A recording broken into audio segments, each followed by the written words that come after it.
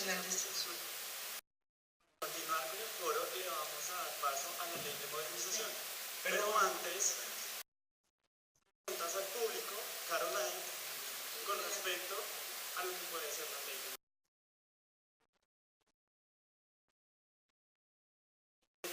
¿Por qué crees que puede ser la ley de modernización?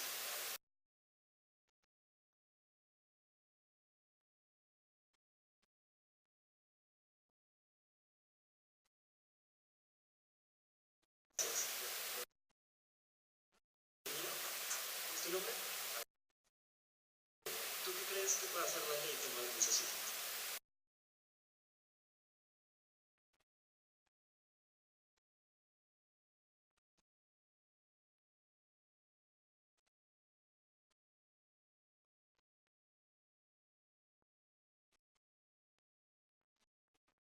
Sara,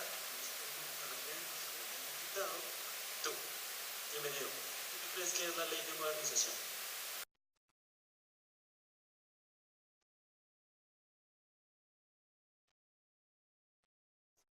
Gracias a todo el público por participar.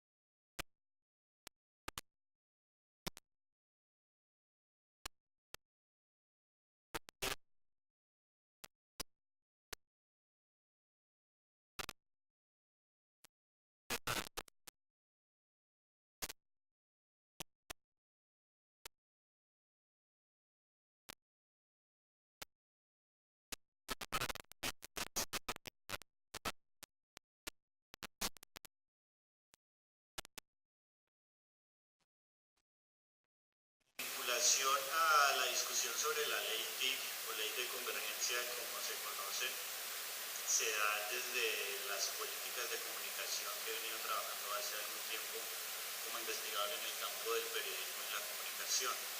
Particularmente uno de los puntos sobre los que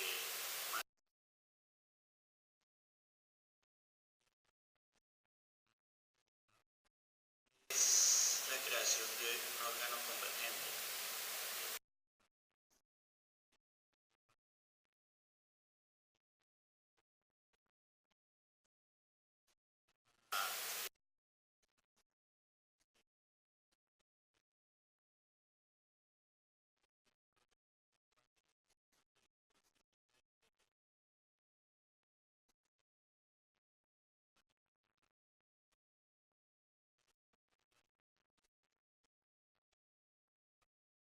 Estos grandes aspectos, quizás el más importante y estructural, es de la creación de un órgano convergente.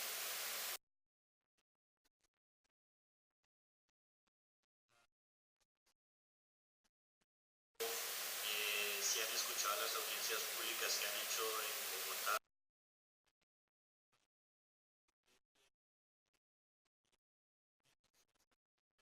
órgano regulador convergente.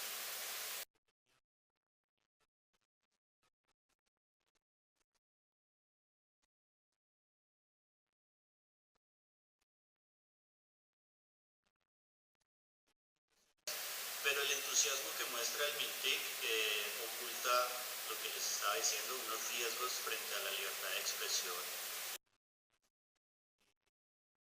Muchos aspectos de la ley. 3 minutos. Uno, ustedes saben que existe la Autoridad Nacional de Televisión, que es la que regula el servicio de televisión en Colombia.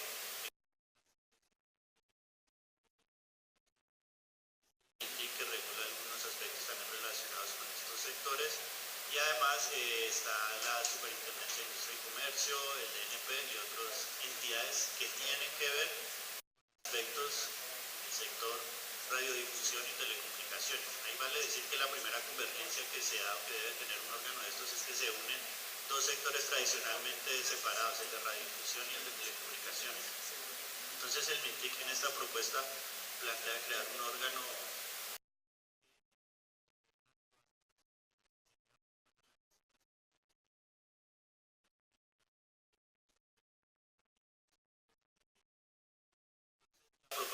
solo une dos entidades, la NTV y la CRC, las fusiona. Lo preocupante no es que se fusionen esas entidades, sino que muchas de las funciones que cumple la Autoridad Nacional de Televisión, que es la que regula el sector radiodifusión, no pasan al órgano convergente, pasan directamente al ministerio, ¿sí? Que eso puede decir uno, no, bueno, se van a optimizar recursos y se va a agilizar ciertos aspectos del sector. Pues resulta que eso no es tan así, eso lo dicen muy bien la ministra y la gente del MINTIC, y resulta que el mayor riesgo está ahí, en que un ministerio asuma funciones de los órganos que deben estar desligados de intereses políticos y económicos. Entonces, para los interesados y para abrir esta discusión, yo solo quiero hacer énfasis en ponerle el ojo al órgano regulador convergente. Hay muchos más aspectos que tienen que ver, como por ejemplo, y por eso decía al comienzo que esto es importante para los estudiantes y los profesionales en ciencias sociales humanas y particularmente en el campo de la comunicación y el periodismo, y es que los comisionados que participan en la regulación del sector radiodifusión y telecomunicaciones, todos son técnicos. Básicamente ingenieros electrónicos y otras ingenierías, economistas y abogados, con el perdón aquí del abogado presente, pero es decir, no hay nadie de ciencias humanas, de sociales, de periodismo, nadie de contenidos, nadie de la cultura pensando qué va a pasar con la televisión y la radiodifusión y las telecomunicaciones en Colombia. Entonces, como tocar esos dos puntos por ahora. Muchas gracias. Bueno, Andrés, cuéntanos. De ser aprobada la ley, ¿cuál sería tu mayor preocupación? Buenos días. Primero que todo, también agradecer la invitación de la Universidad Jorge Tadeo Lozano. Pues un gusto estar acá con ustedes. Bueno,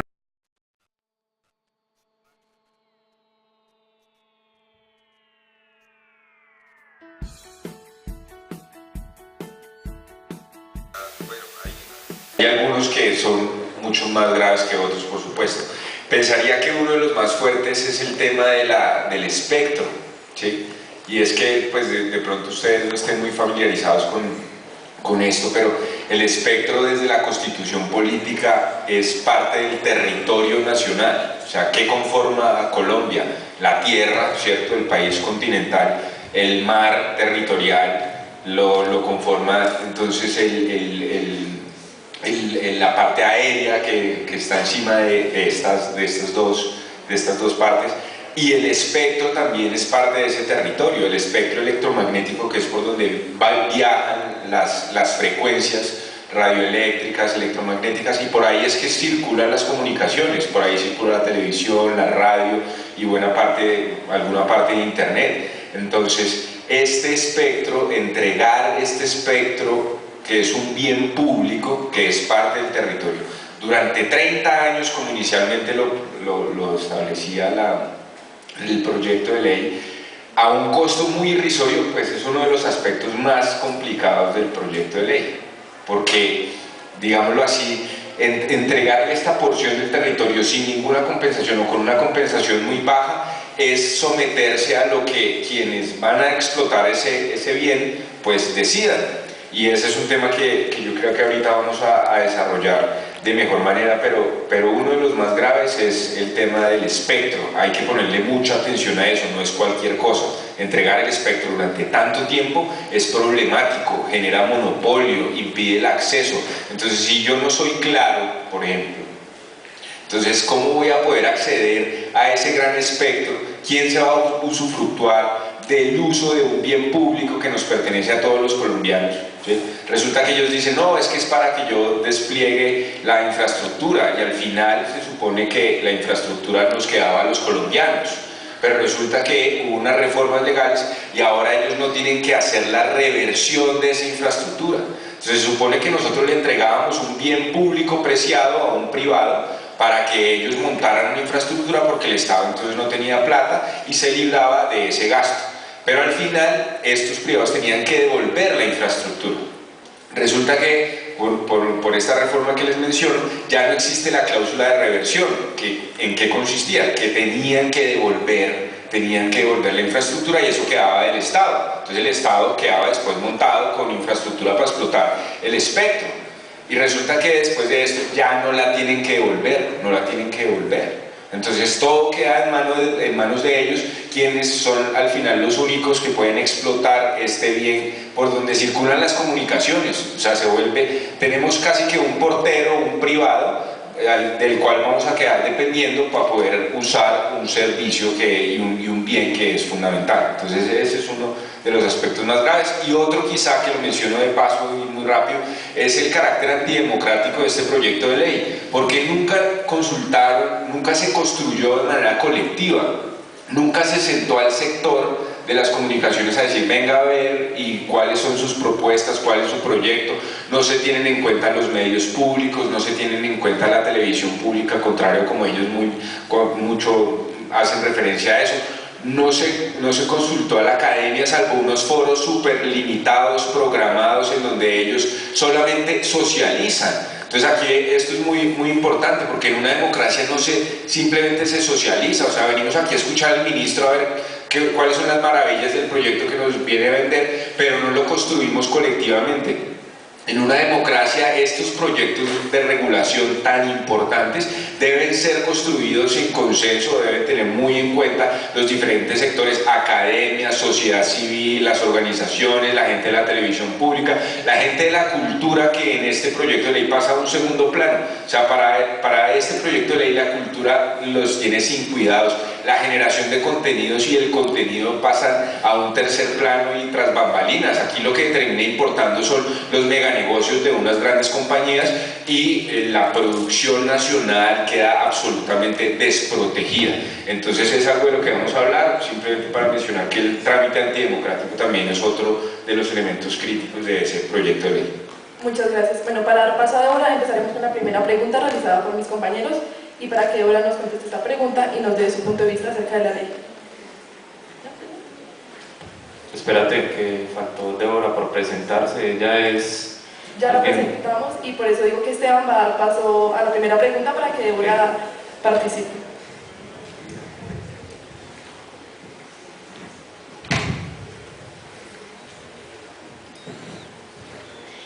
Bueno, para todos los que están invitados a este foro,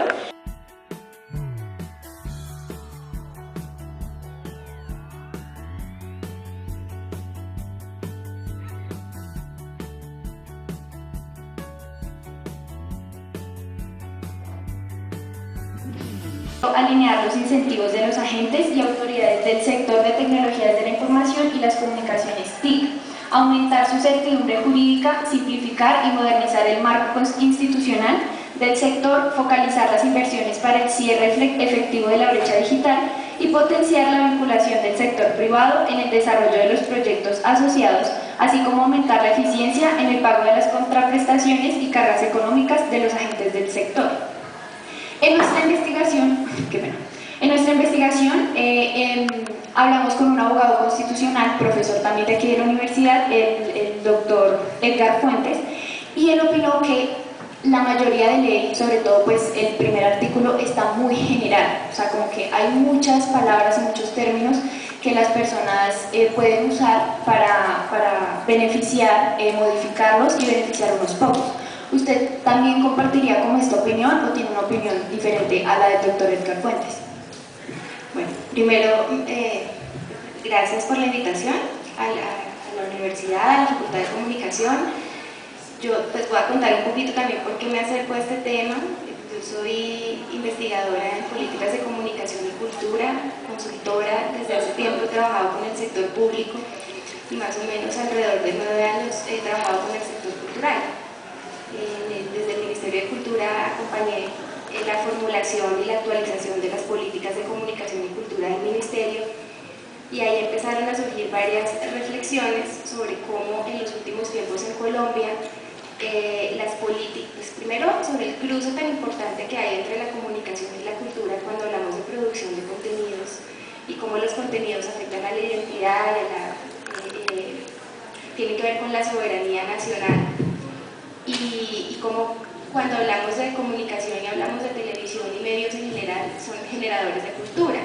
Sin embargo, el Ministerio de Cultura cada vez se desdibuja más de la política de regulación del sector y tiene como menos capacidad de incidencia. Y en el mundo de telecomunicaciones parece que la incidencia está en quienes regulen estas telecomunicaciones. Entonces, desde ahí, desde hace algún tiempo, he acompañado los procesos de investigación y reflexión sobre políticas de comunicación y cultura comparada en América Latina y lo primero que me parece importante contextualizar, porque veo que la mayoría de las personas que están acá son estudiantes, es en Colombia en el 2009 hubo una reforma, se crea el MINTIC y hay una reagrupación sectorial. Esa reagrupación sectorial crea nuevas entidades, acaba la Comisión Nacional de Televisión, crea la ANTV con la idea de generar mayor conectividad y una actualización de las políticas de telecomunicaciones. A partir de ahí empezamos a observar lo que está pasando en Colombia con esta nueva reorganización sectorial y efectivamente se ve que frente a lo que está pasando en el mundo, y es que hoy el Internet, pues la idea de la multiplataforma y la multipantalla hace que sea necesario crear un organismo convergente y actualizar la legislación de telecomunicaciones en el país. Y a esto se refiere, entonces a partir de esa introducción llego a los objetivos generales del proyecto, porque uno de ellos es alinear incentivos y crear pues certidumbre jurídica. ¿Esto qué quiere decir? Que precisamente como los tiempos han cambiado con las nuevas tecnologías, esto pues ¿qué ha hecho? Que la radiodifusión, específicamente los operadores de televisión, tengan unas condiciones de concesiones y de compensaciones diferentes a los operadores de cable y que llegan nuevos actores al ecosistema de medios como Netflix o estas plataformas de streaming, también con otras condiciones y los comunitarios con otras condiciones y casi que frente a esta diversidad de operadores de telecomunicaciones, pues hay una regulación compleja y cada uno de ellos tiene que ir a diversas entidades. Diego mencionaba la ANE, está la CRC, está la ANTV, y lo que han pedido los operadores de telecomunicaciones desde hace tiempo es que se cree pues un regulador convergente que habilite también la posibilidad de que un operador de telecomunicaciones pueda prestar multiservicios, ¿sí? O sea, no necesariamente exista la restricción de prestar servicios de televisión, sino que pueda prestar servicios de streaming y viceversa, para los que hoy hay. Entonces a eso se refiere el proyecto, con generar certidumbres jurídicas y alinear incentivos. ¿Qué quiere decir? Pues que se quejan los operadores de telecomunicaciones que unos pagan más que otros y que esto es inequitativo, y eso está bien, y desde ese punto de vista pues el proyecto, digamos, la intencionalidad es buena, nadie está diciendo que no, es necesario en esta época en el mundo generar unas políticas equitativas que permitan el acceso de todos. Y los otros dos grandes puntos que tú mencionas en ese artículo es el cierre de brechas. El ministerio habla mucho de generar conectividad, que hay que conectar el país. Efectivamente, la mayor parte del país aún no tiene, por ejemplo, conexión a internet, y eso está bien, forma parte del derecho a la comunicación y del acceso. Nadie está hablando, digamos, en contra de esas intencionalidades. ¿Qué pasa con el proyecto? Si uno lo mira de una manera estructural, es un proyecto que una persona que no tenga contexto lo lee de primerazo y dice, no, chévere, todas esas intenciones son como buenas, pero cuando ya empiezas a ver la letra menuda y lo que implica la reestructuración desde el punto de vista pues como sistémico, y lo que dejamos atrás en términos de derechos de comunicación y cultura, es muy grave. ¿Y por qué? Porque bueno, está muy bien que se habilite, pero se habilita a la baja, ¿sí? O sea, se baja el sistema de compensaciones. Hay un punto en el proyecto que dice que, no dice como literal, pero más o menos quedaría todos pagando menos del 2.2, ¿sí? Se iguala.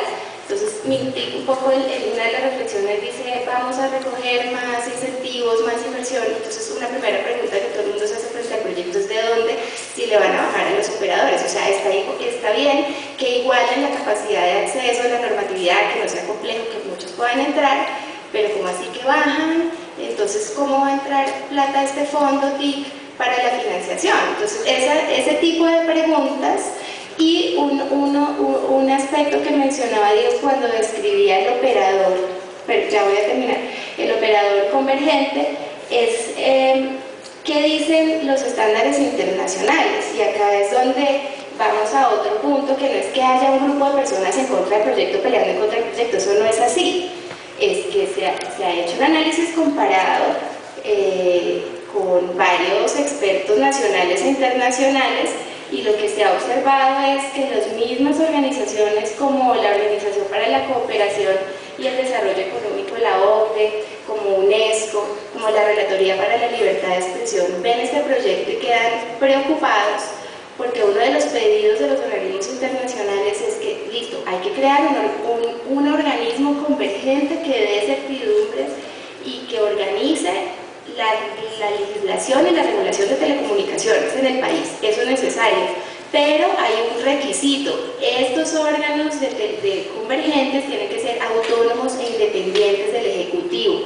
¿Por qué es tan importante que un órgano de estos sea autónomo e independiente del Ejecutivo? Porque estamos hablando de medios de comunicación, y porque cuando hablamos de medios de comunicación hablamos de derechos a la comunicación y de derechos a la cultura, y que por la información, pues esto que tanto hemos escuchado, pasa el poder, y estas personas que estén en este regulador autónomo tienen que tener absoluta autonomía en sus decisiones a la hora de licitar un canal, de adjudicar, y que esto no se vea como un permiso, como un favor de gobierno, porque entonces termina el gobierno cooptando un poco los medios de comunicación. Entonces, por eso se pide que este organismo sea autónomo e independiente. Cuando ya uno desde esa comprensión estructural empieza a leer el proyecto, pues se da cuenta que el proyecto va en contra de ese estándar. ¿Por qué? Porque los comisionados 4 de 5 son nombrados directa o indirectamente por el presidente,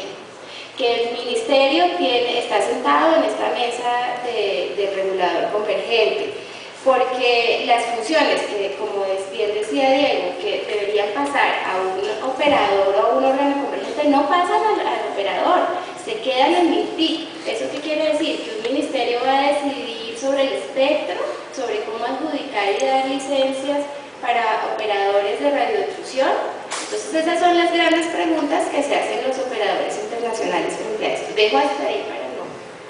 Bueno, entrándonos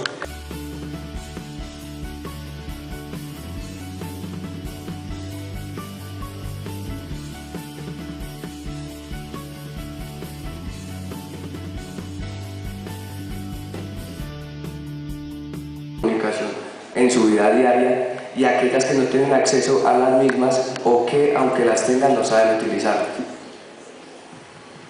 Entonces, uno de los mayores argumentos que tiene el Ministerio para aprobar la ley, bueno, la ley en este momento está siendo tramitada como carácter de urgencia, y uno de los mayores argumentos es cerrar la brecha digital, que fue lo que acabó de explicar mi compañero, lo antes posible. Y según el viceministro Iván Mantilla, lo voy a citar en un debate que hubo en Zona Franca: cada día que los colombianos pasan sin conexión es un impacto de manera negativa en el aumento de la desigualdad del país.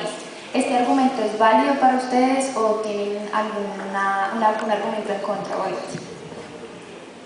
Voy a ser mamerto y provocador. Uno, si ustedes leen el proyecto de ley y analizan el discurso del MINTIC, van a ver un concepto que se trabaja en ciencias sociales, que es el de ideología técnica. Es decir, la necesidad de reducir la brecha digital es cierta y es pertinente, pero ellos más o menos creen que con conectar a todo el mundo a Internet los problemas de este país se solucionaron absolutamente todos. Y entonces a los sectores que nos oponemos a que este proyecto avance tal cual como está, nos dicen que es muy fácil oponerse desde los centros urbanos y desde las grandes universidades y desde el Congreso a que más gente pueda salir de la pobreza. Es decir, ellos tienen una lógica: más Internet, igual más educación, más democracia, más trabajo, más emprendimiento, más todo. Y ese es el discurso que ellos tienen, y eso se llama, y eso se entiende como ideología técnica. Entreguemos aparatos técnicos y tecnología y todo el mundo va a estar mejor, ¿sí? Entonces ese es un discurso superficial con el cual es muy fácil llegar, digamos, a los públicos que digamos que no entienden la minucia de este tipo de discusiones.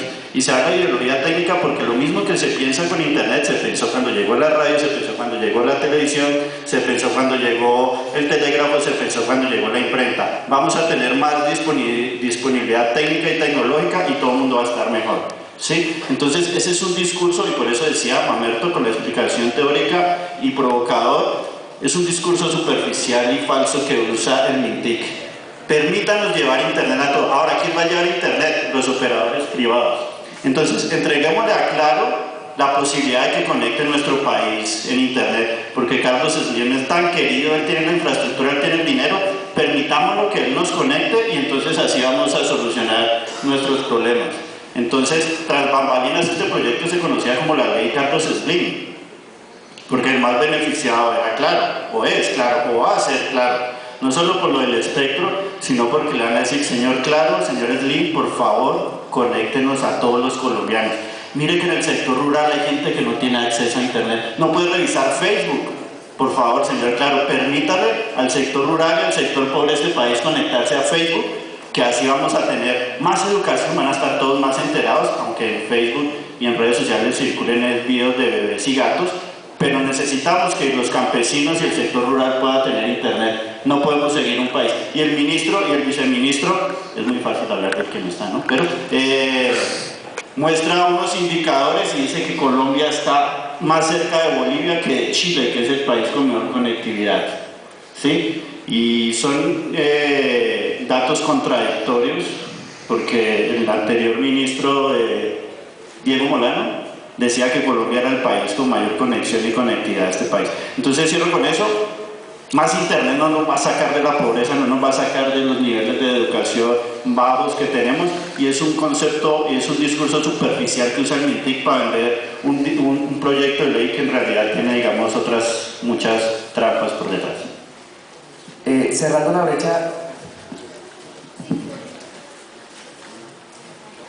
la brecha digital y aumentando la conectividad de millones de colombianos, ¿cree usted que con esta conectividad los colombianos tendremos la garantía de consumir contenido propio, de calidad y culturales, o estaremos propensos a que estos contenidos sean manipulados por el gobierno? Pues miren que precisamente ese es el gran debate y es muy pertinente para el foro que ustedes adelantan hoy sobre la censura, ¿sí? Y es que precisamente las democracias modernas han...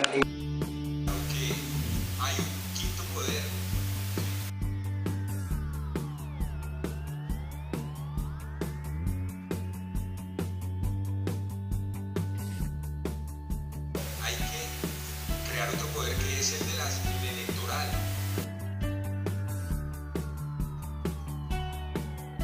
Hay un quinto poder, es el quinto poder.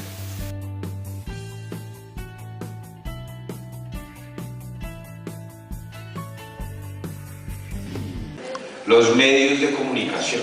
Los medios de comunicación son el quinto poder, y precisamente para que haya división de poderes se creó la Comisión Nacional de Televisión en su momento, en la Constitución del 91, para que ningún gobierno, ninguna otra rama del poder público le metiera la mano a los medios. Ese era el objetivo inicial de crear esa Comisión Nacional de Televisión. Resulta que lo que quiere hacer este proyecto es que haya un equivalente de Comisión Nacional de Televisión, pero no solo que se ocupe de la televisión, sino que se ocupe de la radio, que se ocupe de internet. Entonces ustedes se imaginan ese gran poder que va a tener esa entidad. O sea, va a regular no solo la televisión, que es masiva, hipermasiva, no solo la radio, que es un medio de comunicación supremamente importante que todavía llega a mucha gente y que es muy económico, ¿sí? Sino también va a tener el control de internet, que es el megamedio masivo de comunicación actual, que es el medio que ahora se disputa y por el que ahora quiere circular el resto, ¿sí? Entonces, imagínense que hay una entidad que antes era esta CNTV, la Comisión Nacional de Televisión, pero que va a controlar todos los medios, y resulta que esa entidad va a ser gobernada por una gente del bolsillo del presidente de turno. Entonces, ahí cabe perfectamente la pregunta: ¿será que podrán censurar? ¿Será que podrán intervenir? Pues por supuesto que lo van a poder hacer con unas facultades supremamente amplias, ¿sí? Y donde el gobernante de turno pues va a ser el que defina qué circula y qué no. Y entonces puede que algunos digan, bueno, no, pero a mí me gusta Duque, puede que alguno diga, ¿cierto? Bueno, listo, entonces hoy está Duque, ¿sí? Pero mañana puede llegar otro, ¿sí? Pasado mañana puede llegar el que sea. Y en una sociedad democrática se debe garantizar que circule la información. Todos los que estamos aquí tenemos un derecho fundamental que se llama el derecho a la información, que implica que uno tenga el derecho a informar. Uno es un medio, puede ser un medio, pero también a recibir información objetiva, ¿sí? Y si los medios de comunicación, si todos los contenidos están controlados por un mega órgano que es del bolsillo del gobierno, pues ¿cómo se va a asegurar que no haya censura? O sea, volvemos otra vez a la época del Frente Nacional, a la época pues pues antigua, ¿cierto? O sea, perdemos todas las garantías que se han venido cosechando a partir de luchas de generaciones y de generaciones, y que son reconocidas por tratados internacionales. Entonces, para que haya diversidad, en una democracia debe haber diversidad cultural, étnica, de expresión. La libertad de expresión es otra garantía que tenemos constitucionalmente, y solamente se puede garantizar si hay un órgano independiente, autónomo, y ese órgano no existe con este proyecto de ley. Ese es uno de las críticas principales al proyecto de ley del gobierno de Duque. Es que quieren poner en su bolsillo. Entonces ya tiene la fiscalía en su bolsillo, ¿cierto? Ya tiene todos los órganos, el Consejo Nacional Electoral también lo tiene en su bolsillo. O sea, tienen la hiperconcentración en el Ejecutivo. Y ahora quieren meterse a los medios de comunicación también al bolsillo. El pensamiento divergente, dónde va a quedar la oposición, dónde va a quedar los derechos de la gente que piensa distinto, ¿sí? En una democracia eso es una garantía fundamental y lo desconoce cabalmente este proyecto de ley. Solo por eso ese proyecto no debería prosperar y debería caerse. Solo por ese punto.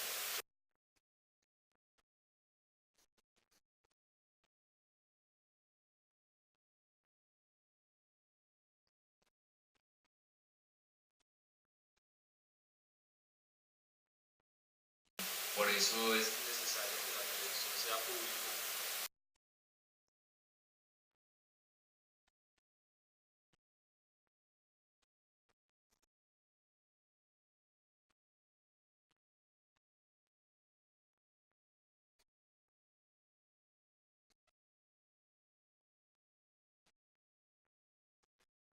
Estos contenidos.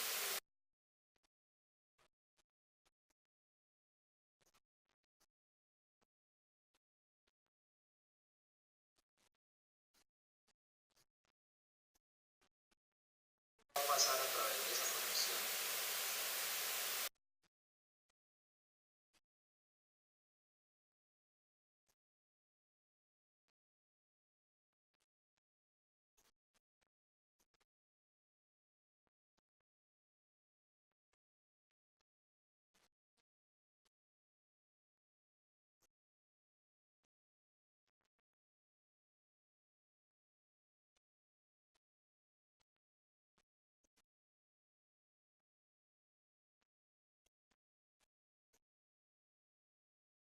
Finalmente se hundió y entró este nuevo proyecto. Y la discusión con el ministerio ha sido, no hay una política clara de financiamiento a la producción de contenidos. El ministerio lo que dice es, no, pero ustedes están hablando que no hay financiación, pero vamos a crear un fondo único y a partir de ese fondo único les vamos a asegurar que a la televisión pública les va a llegar lo máximo que se ha recogido en los últimos años más el IPC. Y pues no, ya con eso quedan con plata. Pero también es una discusión, o pues digamos es una respuesta muy reduccionista frente a lo que implica la industria de contenidos. Primero, haber recibido lo máximo 240.000 millones de pesos, 280.000 millones de pesos en este periodo, cuando estamos hablando de canales regionales, de Señal Colombia, pues eso es ínfimo. ¿Cuánto vale una gran producción de Netflix si queremos hablar de contenidos de calidad? Y últimamente incluso la ANTV en su política de estímulos ha desarrollado toda una línea que ha promovido que entren nuevos productores audiovisuales con propuestas de ficción que se transmiten en televisión pública, como La Niña Emilia, no sé si las han visto, la historia de Débora Arango. Esa es una apuesta bien interesante que nos hace pensar, primero, pues la importancia de tener una televisión pública con contenidos de calidad. No siempre la televisión pública tiene que ser esta televisión pobrecita, de hecho no lo ha sido. Señal Colombia en los últimos años ha sido un canal que ha ganado, pues se ha llevado los premios India Catalina. Y un dato muy importante para ustedes, desde la televisión pública, daba una persona delante de un dato, y es que se han generado alrededor de 40.000 empleos indirectos, contando la cantidad de productores, entre ellos nuevos comunicadores que salen y participan en las convocatorias de ANTV, incluso del mismo ministerio, y de MIPIC, pues que a veces hacen convocatorias en asocio, pero sobre todo con los recursos que tiene ANTV a través del fondo de televisión. Entonces, primero pues es reduccionista la idea de que no, ya les estamos asegurando.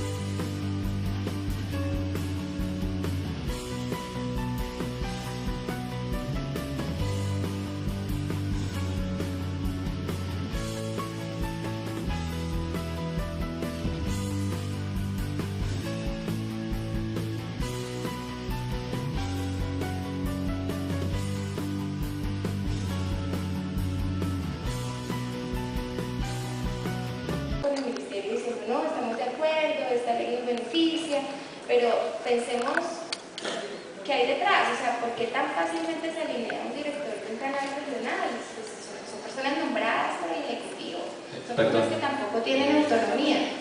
Respecto a eso, quisiera, pues, porque supuestamente lo que se pretende es llegar más a las regiones y digamos, educar a las personas, pero vemos que con esto antes lo que se hace es lo contrario, como no incluir a los canales regionales, y ellos precisamente son quienes más se ven perjudicados. Ellos en este momento están de acuerdo con la ley. ¿Por qué están de acuerdo con la ley? Porque el Ministerio les está diciendo, les estamos asegurando recursos y los vamos a dejar pautar. Entonces ellos dicen, no, vamos a recibir más plata. Pero hay una cosa que está desapareciendo y que genera un gran vacío con el hecho de que desaparezca una entidad que se llama ANTV, que está dedicada, entre otras funciones, única y exclusivamente al fomento de la industria nacional y de los contenidos y de la televisión pública. Esto como política pública, y ahí el vínculo con el eje de cruce entre la comunicación y la cultura, desaparece de la ley. Y si ustedes se fijan en las funciones de este proyecto, casi muchas funciones que están hoy en ANTV pasan a MINTIC.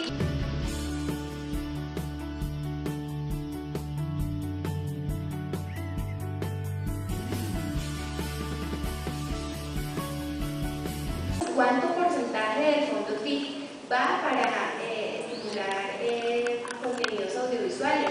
Precisamente, los estándares internacionales también hablan de un concepto que se llama cuota de pantalla, ¿sí? Que frente a esta tendencia también de unos grandes conglomerados de medios que compran a plataformas como Netflix, ¿qué se está pidiendo? Ya en la comunidad europea pidió a Netflix una cuota de pantalla que asegure que en su catálogo va a haber contenidos europeos.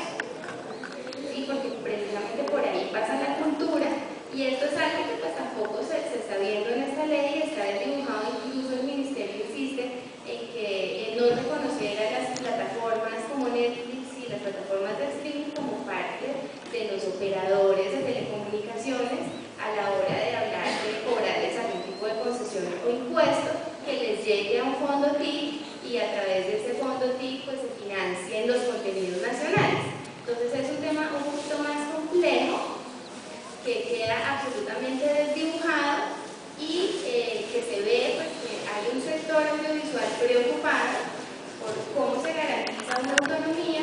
Volviendo a lo que mencionaba Andrés, si el regulador queda en manos del Ejecutivo, pues entonces el canal público se empieza a volver un canal institucional o gobernista, que no necesariamente va a asegurar una línea de contenidos educativos, culturales, autónomos, que hablen de la distribución de la diversidad de regiones, sino sencillamente se van a estimular unos contenidos que hablen de lo mismo de lo que conviene al gobierno, y ahí empieza a haber una censura indirecta.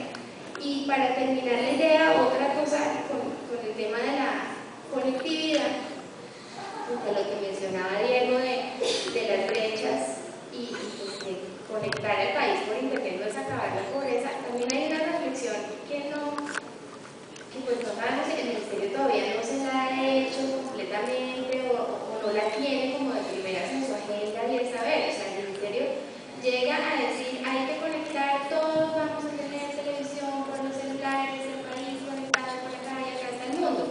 Eso está muy bien. A ver, hablemos de los campesinos y de las personas que viven en zonas de periferia que ni siquiera tienen en este momento acceso a televisión abierta. Todos van a tener celular. Pensemos en las personas que viven en su cotidianidad en el campo, que primero la televisión es un derecho constitucional, como mencionaba Andrés. Quedó establecido que pues, además ese derecho se ha perdido porque la Comisión Nacional de Televisión, que se creó con el 91, tenía un estatus constitucional, desaparece, aparece la TV, pero sigue el derecho de televisión y de acceso gratuito. Si nos conectamos todos y vamos a tener servicios por acá y contenidos por acá, esos contenidos son pagos, esos contenidos no van a ser gratuitos. Entonces empecemos por ahí, por garantizar una que el país quede conectado en radiodifusión, incluso en radios comunitarios, todo el país, y ya después empezamos a hablar también de internet y de ese concepto de acceso gratuito. Una cosita chiquita ahí, aprovechando el tema que mencionaba Débora, me corto, pero rapidito, y es el tema de Netflix. Todo el mundo se pregunta, ¿pero y por qué esta ley?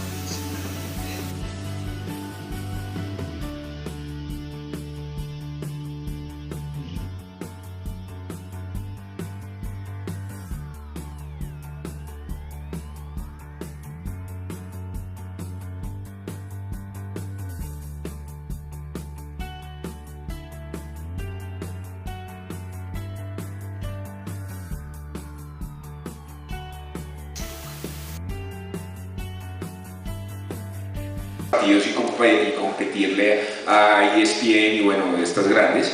Ha trabajado para una entidad que se llama el MIT, que es patrocinada por Google, el principal patrocinador, y ha trabajado para la Cámara Colombiana de Informática y Telecomunicaciones, que es la que representa y agencia los intereses de compañías como DirecTV, Claro y pues todas las grandes compañías de comunicaciones. Entonces es donde uno se pregunta, bueno, ¿y qué nos garantiza que esta ministra no siga agenciando los derechos y los intereses de esos privados para los que ha trabajado y el día de mañana termine, haga la tarea y la contraten otra vez como CEO internacional o gerente para América Latina? ¿Dónde queda eso? Esa puerta giratoria también resulta un grave problema, porque demuestra aquí es que ¿a quién está defendiendo? Está defendiendo los intereses de los colombianos, ¿sí? O sigue trabajando para Facebook y para Apple y para todas estas grandes transnacionales, que son las beneficiarias principales de las políticas que trae este proyecto de ley. Bueno, esta pregunta va para los tres invitados. Si usted pudiera quitarle una espinita a la ley, ¿cuál sería y por qué? Quitarle una espinita, algo a la ley, algún artículo o algo que a ustedes no les parezca que... Juntando con lo que dice Andrés, cambiaría a la ministra. De la ley, cambiaría a la ministra para que cambien la ley.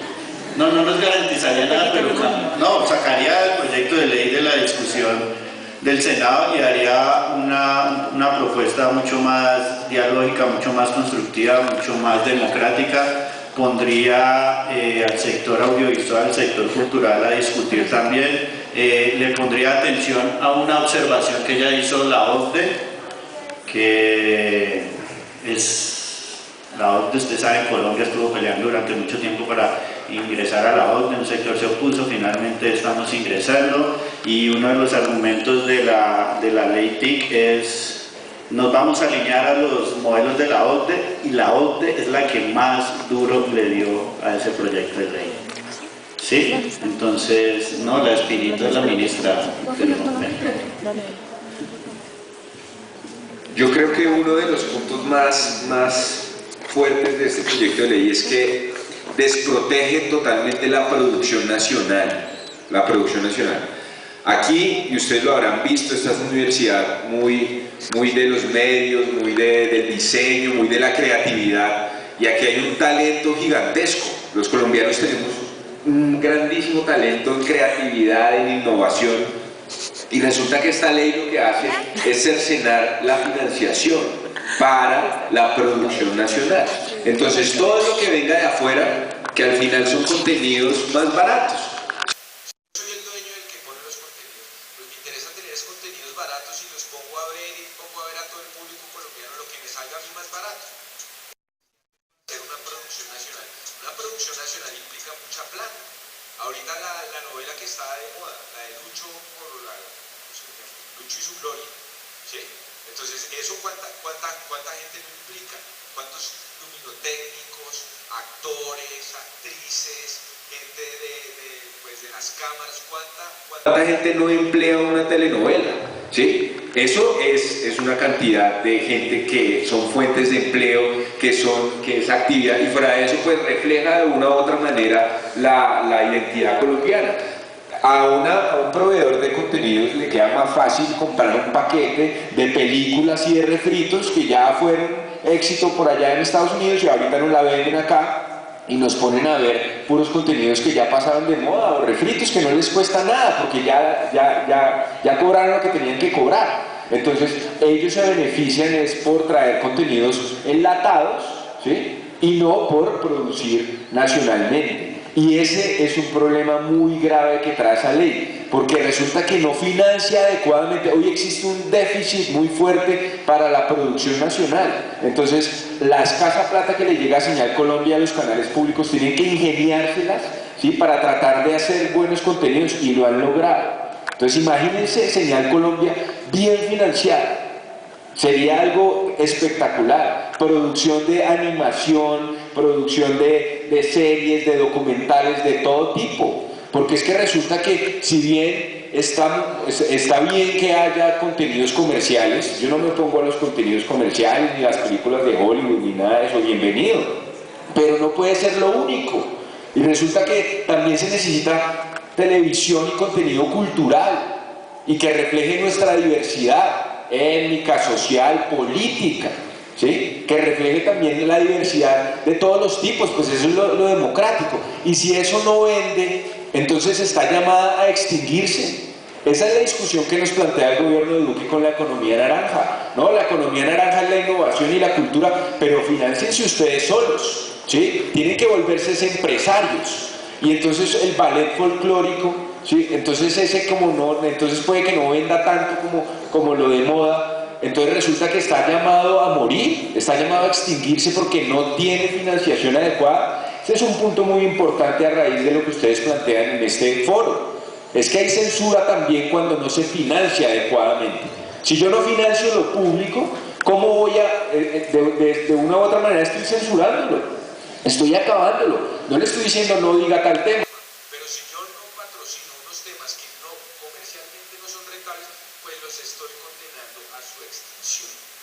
Ese es uno de los puntos centrales. Aquí tenemos una creatividad, talento, gente, todo lo mejor. Necesitamos es fortalecer la industria nacional de contenidos. ¿Cómo así que Netflix viene a contarnos quiénes somos los colombianos?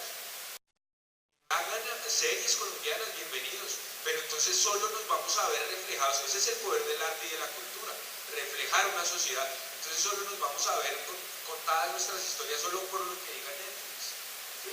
Bienvenidas las que hagan, pero no pueden ser las únicas.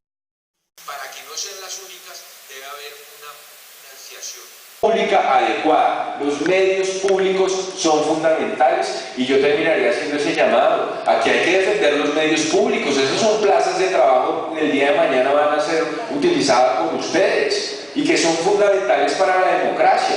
Es que entonces, si solo nos queda el tiempo, pues vamos a ver lo que diga Sarmiento Angulo.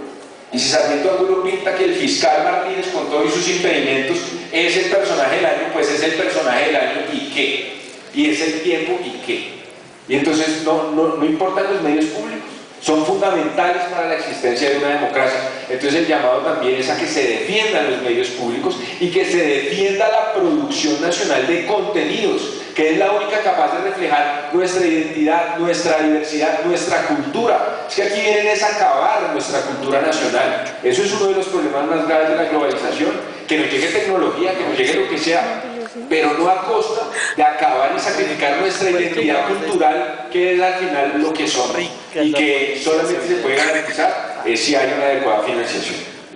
Andrés, respecto a ese tema, me gustaría que nos especificaras un poco sobre las consecuencias que podría tener privatizar hoy los medios, los que hoy son medios públicos. ¿Qué consecuencias tendría privatizarlos y privatizar el Fondo Único? Muy sencillo, ahí son ejemplos concretos. Entonces, resulta que no les gustan los puros criollos porque Santiago Rivas salió criticando el proyecto de ley. Entonces, ¿qué hacen? Pues simplemente lo pasan a las 3 de la mañana para que nadie lo vea, ¿sí? Esa es una forma de acabar. O simplemente dicen, no, ya no hay más recursos. Ya no hay más recursos.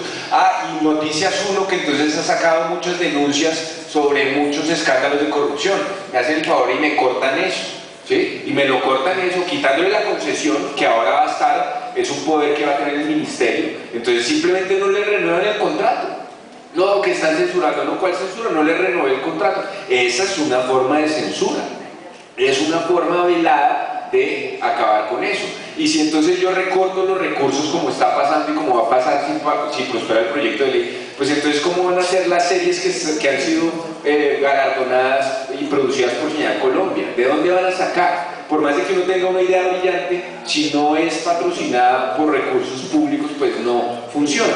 No quiere decir que todo tenga que ser por recursos públicos. Hay cosas que funcionan muy bien con la economía privada y bienvenida, estamos en una economía de mercado, bienvenido lo privado, pero no puede ser lo único, ese es el punto, no puede ser lo único. Y se necesita garantizar financiación adecuada. Este fondo recibe muchísima plata, recibe muchísimo dinero y resulta que una fracción ínfima es la que va destinada a la televisión pública. Entonces, termino con esto. Este proyecto de ley es supremamente amplio, bonachón, con las multinacionales. Eso sí, lo que digan, lo que quieran, le baja los costos, le baja las compensaciones, baja todo. Pero con la televisión pública, los medios públicos, es tacaño, amarrado. ¿Sí? No suelta nada. Entonces, ¿cómo así? Si eso genera, es un sector que genera mucha riqueza, pues que parte de esa riqueza sea redistribuida a partir de una buena financiación.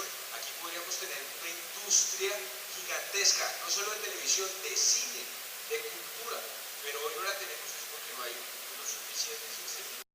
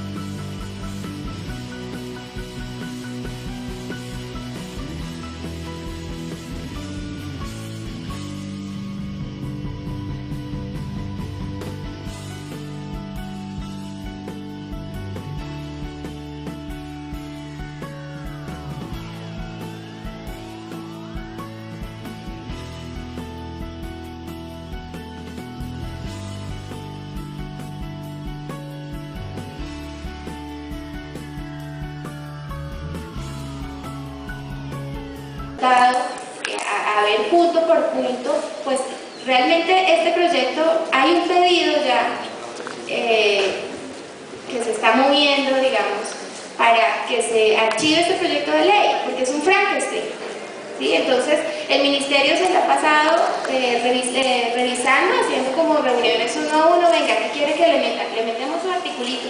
Y callamos a los afros, callamos a los indígenas, a los otros. ¿Quién está discutiendo sobre el proyecto? Metamos el articulito, pero estructuralmente es un Frankenstein desordenado que divide y no organiza la política pública en el país. Me parece muy importante que los comunicadores no queden al margen de la discusión de política pública, que esto esté en los pensum, que discutan este tipo de políticas y se las aprendan para que puedan ser hacedores y tomar decisiones, porque si no, entonces van a entrar en desventaja en un mercado en el que van a ser como un poco las víctimas o los últimos en esa escala de valor para ser explotados también. Cada vez las facultades de comunicación sacan y sacan y sacan comunicadores, y si no hay una industria en la que trabajar, pues ya están en desventaja. Y esto pues tiene en este momento muy debilitado el sector, tanto así que muchos de los productores que empezaron la movilización hoy están temerosos, callados, con esta censura indirecta, porque dicen, si hablamos visiblemente o nos ven de pronto, nos bloquean en una convocatoria y necesitamos trabajar, y pues el país no puede tener discusiones así. Tiene que haber esa libertad de expresión, de discusión, de debate, de participación amplia, sin temor, porque eso es construir sociedad. Listo, gracias. Bueno, agradecemos a la audiencia por participar y a nuestros invitados. Muchas gracias.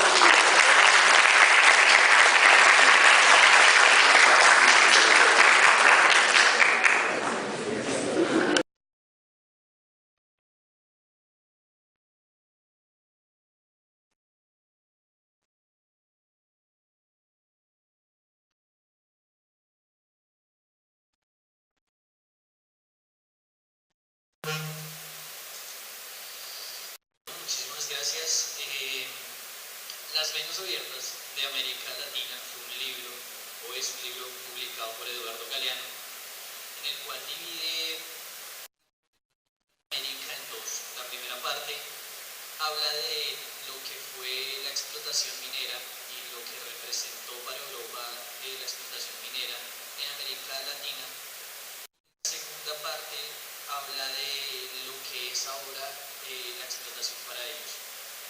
No solo es oro, sino que también tiene que ver con algunas otras cosas. Por eso quise traer acá una frase de Las Venas Abiertas de 1971. Cito la fecha porque este libro ha sido reescrito y se le han incluido más cosas. Dice así: en Argentina ya no es necesario prohibir ningún libro por decreto. El nuevo Código Penal sanciona, como siempre, al escritor y al editor de un libro que se considere subversivo. Pero además, castiga al impresor para que nadie se atreva a imprimir un texto simplemente dudoso. Al distribuidor y al librero, para que nadie se atreva a venderlo. Y por si fuera poco, en Argentina castigan al lector, para que nadie se atreva a leerlo, y mucho menos a guardarlo. El consumidor de un libro recibe así el mismo trato que las leyes reservan para el consumidor de drogas.